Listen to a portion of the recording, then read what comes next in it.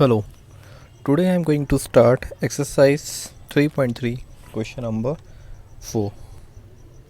In question number 4, it has been given the performance of students in first term and second term is given. Draw a double bar graph choosing appropriate scale and answer the following. So this is the table, or you can say data given to us, of which we have to create double bar graph.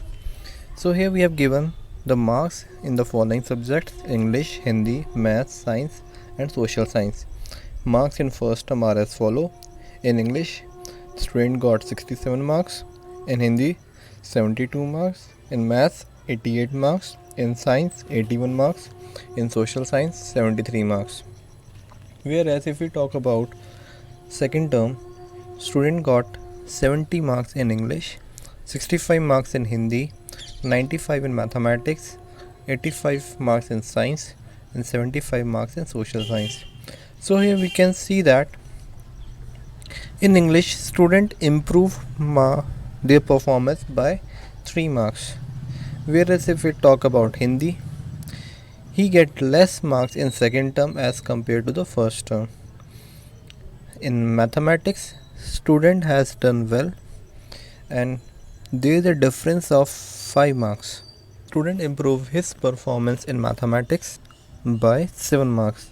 If we talk about science, here also student get improved by 4 marks, and in social science he get improvement by 2 marks. Now see what are the questions given here. In which subject had the child improved his performance the most? Second, in which subject is the improvement the least? Third, has the performance gone down in any subject? So before starting this question, I want to show you one video. This is the data given to us. It tells us about the marks obtained by a student in each of the subjects English, Hindi, Maths, Science and Social Science in 2 terms. We first need to represent this data with the help of a double bar graph. And this is how we do it. Look at the graph for about 5 seconds. Okay, now in this graph, we have taken the subjects along the x-axis and the marks obtained by the student along the y-axis.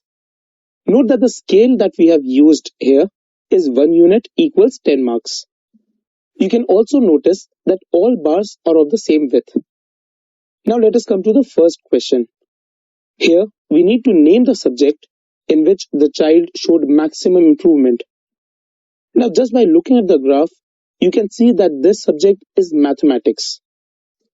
In the case of mathematics, the second bar, which represents the marks obtained by the student in the second term, is taller than the first bar, and the first bar represents the marks obtained in the first term. And also notice that the difference in the length of the bar is highest in the case for mathematics. Okay? Now the second part of the question. Here we need to name the subject in which the child showed minimum improvement. So what do? We again look at the graph. Here the subject that we are talking about is social science. If you notice the 2 bars, you will see that the second bar is again taller than the first bar. However, this difference in the lengths of the bars is least in the case of social science. So the student showed least improvement in this subject. Now coming to the third part, we need to find whether the student's performance has gone down in any subject. If his performance has indeed gone down, then his score in the first term will be greater than his score in the second term, and hence the bar corresponding to the first term will be taller than the bar corresponding to the second term. Look at the graph. Is this true for any subject? Yes, Hindi. Look at its 2 bars. The first bar is taller than the second. So the student's performance has indeed gone down in Hindi. And there you have it. That completes the question. Now let's start the question. First I'm going to show this data on the bar graph. Here is your bar graph. See here what I have done. I have taken marks on y-axis and the subject on x-axis, and I have taken the scale of 10. Why? Because basically it is a multiple of 10, or you can say 5. The numbers are divisible with 5, but if we will take the table of 5, I mean scale of 5, so our data become so large that it means the chart which you are creating, it will become very lengthy. So it is appropriate that we can choose the scale of 10. But the question arises, how you can put 65 marks, 95 marks. So it is easy that the half part, that in the middle of 60 and 70, will be the 5. 0 to 10, so the middle part of this is 5. 10 20, middle part of is 15. 20 30, middle part of is 25. As like we can say that middle part of 60 and 70 will be equals to 65. Okay, so it is very easy to plot data if we are choosing the scale of 10. Also I have represented the legends here. So color, the data in yellow color is the first term marks, and the data in second term is highlighted with green color. Now we are going to answer the following questions.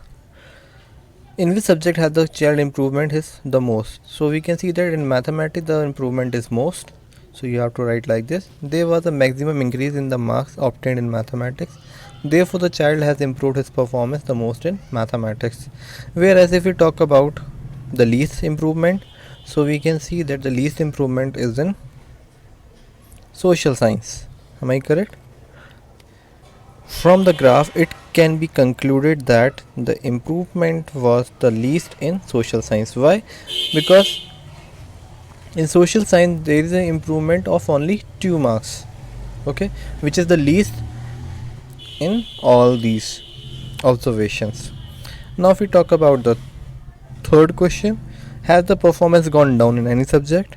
Yes, the performance gone down in subject Hindi. Why you can say that?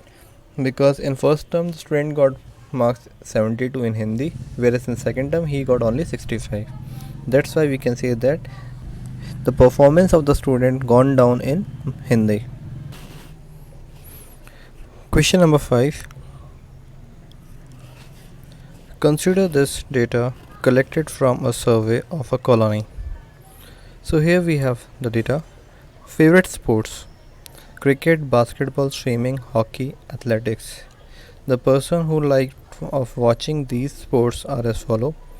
1240 people like to watch cricket, 470 like to watch basketball, 510 like to watch swimming, 430 like to watch hockey, and 250 like to watch athletics. Whereas if we talk about participating, 620 like to participate on cricket, 320 like to participate in basketball, 320 like to participate in swimming, 250 like to participate in hockey, and 105 like to participate in athletics. So what we need to do here first we need to draw a double bar graph choosing an appropriate scale. What do you infer from the bar graph? We have to tell about it. Second, which sport is the most popular? Third, which is most preferred, watching or participating in sport? So here we can see that cricket is the sport which is most preferred by the people of watching or participating. Which sport is the most popular? Again, I think that cricket is the most popular.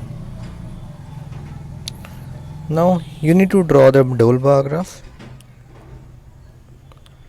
A double bar graph for this given data is as follows. See here what I have done here. I have taken the scale of 100. 1 centimeter equals to 100 people. So on a y-axis I have taken number of people, on x-axis I have written their sports, and there we have legends with 2 different colors. So first 1240. 1240 lies between 1200 and 300, just slightly down the middle line. If we talk about participating, 620, which is just above 600. Whereas basketball, 320 people like to participate on basketball. So here you will mention just above 300, and for watching you have to just below the 500. So according to this data, you can draw the bar graph at home. Now see the answer of the following questions. The double bar graph represents the number of people like watching and participating in different sports. It can be observed that most of the people like to watch and participating in cricket, while the least number of people like watching and participating in athletics. Second, from the bar graph, it can be observed that the bar representing the numbers of people who like watching and participating in cricket is the tallest among all the bars. You can see. Hence, the cricket is the most popular sport and the preferred by most. This bar graph representing watching sports are longer than the bars representing and participating in sport. Hence, watching different types of sport is more preferred than the participating in the sports. Now, next question. Question number 6. In question number 6, here we need to take the data given, the minimum and the maximum temperature of various cities given in the following table. Let's see with the table. Temperature of the cities on 26/2006 are as follow. Ahmedabad, the maximum temperature is 30 degrees Celsius, whereas minimum is 29 degrees Celsius. In Amritsar, the maximum temperature was 37 degrees Celsius, whereas minimum was 26 degrees Celsius. In Bangalore, the maximum temperature was 20 degrees Celsius, where the minimum is 21 degrees Celsius. In Chennai, 36 degrees Celsius, with minimum is 27 degrees Celsius. In Delhi, the maximum temperature is 30 degrees Celsius and the minimum is 20 degrees Celsius. Whereas if we talk about Jaipur, the maximum temperature was 39 degrees Celsius and minimum was 29 degrees Celsius. In Jammu, the maximum temperature was 41 degrees Celsius and minimum is 26 degrees Celsius. And last, in Mumbai, the maximum was 32 degrees Celsius and minimum 27 degrees Celsius. So first we need to plot this data on the double bar graph, and after that we have to answer the following questions. So first I'm going to construct the double bar graph. See how you have to draw. It is just similar to the previous question. Here I'm choosing the scale of 10 centimeter. 1 centimeter equals to 10.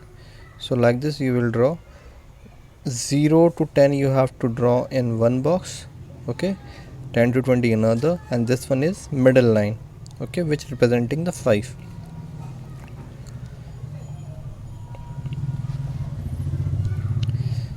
So Ahmedabad temperature is 38 degrees Celsius.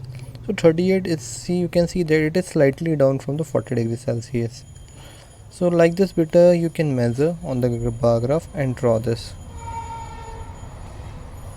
Now it's time for answer the following questions. Here we have the questions. In which city has the largest difference in the minimum and maximum temperature on the given date? The name of the city which has the largest difference in the minimum and the maximum temperature. So the largest difference you can see it is in Jammu. Yes or no? See the difference between the bars and the maximum temperature and the minimum temperature. So the answer is Jammu.